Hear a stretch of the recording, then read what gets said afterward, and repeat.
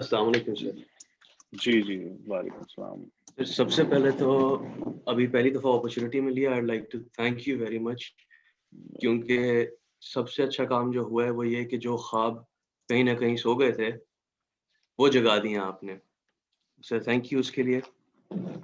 अब एक सर सवाल था, वो ये कि एक मामू टाइप मिले थे हमें आयरलैंड के, तो उनसे डिस्कशन ये हुई थी कि हम 40-60 जो है वो कर लेंगे इन्वेस्टमेंट को लेके पार्टनरशिप, और उसमें मोस्टली जो है काम मैं करूँगा और वो स्लीपिंग पार्टनर होंगे।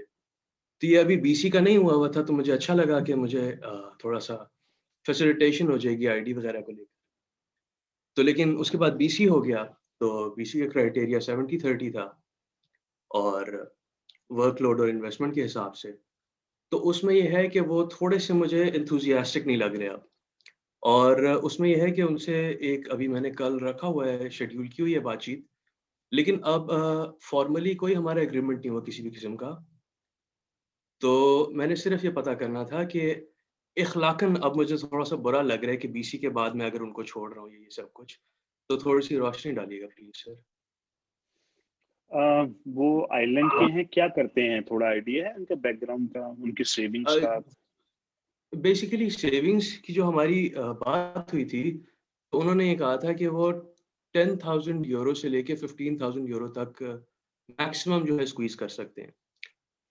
और हुँ, उसमें भी मतलब ये उनका मैक्सिमम अमाउंट लग रहा था, बस। हुँ। मूव ऑन कर लें आप, इख़्लाक़न उनको प्यार से समझा दें कि जी सनी भाई ने कहा है कि बूट कैंप ही पार्टनरशिप कर सकते हैं, तो मुझे अब आपको मैं किसी से भी कनेक्ट कर लें आप।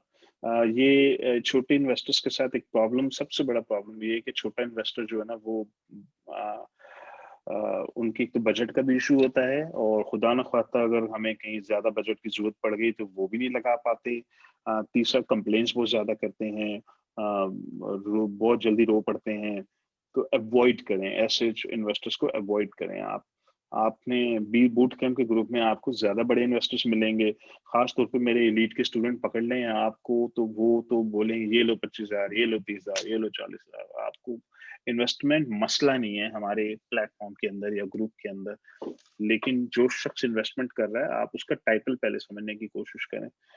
अब एक 10,000 यूरो वाला बंदा जो है वो स्ट्रगल करेगा कि जी मैं $1,000 बूट कैंप में दे के मैं इन्वेस्टर बन जाऊँ, वो बेचारा इसके ऊपर वो स्ट्रगल करेगा।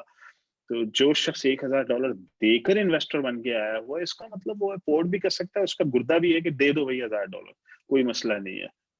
तो हमने तो पहला फ़िल्टर यहीं लगा दिया ना, हमारा क्वालिटी का पहला फ़िल्टर ही यहीं लग गया कि जो शख़्स बूट कैंप के नेटवर्क में पैसे देकर आया है, आप समझ जाएँ कि वो उसका बैकग्राउंड या उसका माइंडसेट क्या होगा। वो एक ऐसे माइंडसेट से बिलॉन्ग करता है कि जो इन्वेस्टमेंट्स पे बिलीव रखता है, एजुकेशन पे बिलीव रखता है, प्लेटफ़ॉर्म पे बिलीव रखता है। तो उनको आप पोलाइटली अब एक्सक्यूज़ करें और फिर आप बूट कैंप के इन्वेस्टर्स के साथ अब आप काम करें, ज़्यादा बेहतर है आपके लिए।